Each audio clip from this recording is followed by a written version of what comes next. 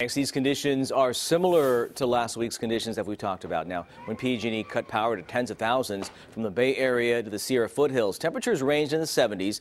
Wind gusts were measured between 30 to 40 miles per hour, and humidity was really low. PG&E said it was being proactive to avoid a wildfire and used this specific criteria to intentionally shut down the power, including a red flag warning from the National Weather Service, sustained winds of 25 miles per hour, gusts up to 45.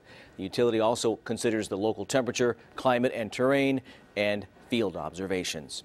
Some worry the conditions next week could fuel another voluntary power outage. 60,000 people were left in the dark last week, and the complaints sure have not stopped. So we're asking tonight, what is PG&E's plan this time? CBS 13's Lamore Abrams is live for us in downtown Placerville, getting answers. Lamore?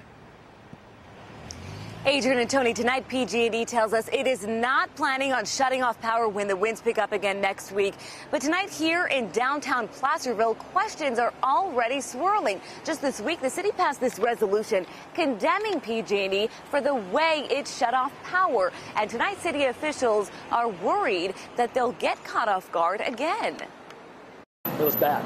I don't know how else to say it. So bad, Placerville City Manager Cleve Morris wanted to put it in writing. City officials condemning PG&E for not giving their own fire and police departments any warning that the city was about to go dark. If they're just throwing a switch, you should be able to let us know within 30 minutes. Morris isn't sure whether PG&E will cut power when the winds pick up again next week, and PG&E tells CBS 13 it's not in the plan. But the city's gearing up anyway. Generators are fueled up and ready to go, and so are business owners. I'm just frustrated because, I mean, it's, Ben Carter says his downtown cafe, Heyday, took a major hit. Thousands of dollars in lost food and business, and the confusion. I'm here trying to salvage whatever I can salvage. And yet there's no sense being made because literally I look across the street and they all have power. PG&E maintains it turned off power to anyone in an area where fire risk was high. The first test of its public safety power shutoff program launched in response to last October's deadly wine country wildfires. How come it's safe over there and not here? PG&E says it's because of the way the circuits are built. So what then can the company do differently in the future?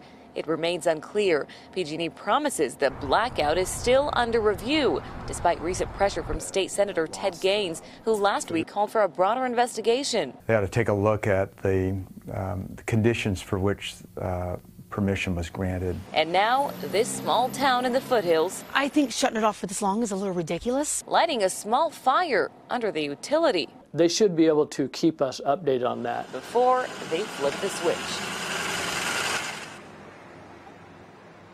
For now, though, PG&E says it is focused on getting its review to the CPUC, that's the state's utility regulator, and it says it has 10 days from the time the last customer's power was restored. According to our records, that's the 16th, so the review could be in as early as tomorrow. Tony and Adrian, back to you for now. So, Lamore, PG&E says it's not going to cut the power when the winds are high next week, but is there a specific reason why not, especially if the conditions are going to be similar? PG&E did not elaborate, Adrian. A spokeswoman told me this in a statement saying, our 24/7 Wildfire Safety Operations Center and our in-house meteorologists continually monitor weather conditions. At this time, nothing indicates the need to initiate a public safety power shutoff in the next few days. But I can tell you one thing is for sure, that the people here in this town of Placerville are on guard. And this is just one of so many towns that were affected. Back to you. Yeah, stay tuned. Much more to come on this. Lamore, thanks so much for that live report in Placerville. The California Public Utilities Commission has announced some new steps to protect the state from wildfires related to electrical facilities. The CPUC set the framework today for providing utilities with guidelines to help them make plans to reduce fire risk.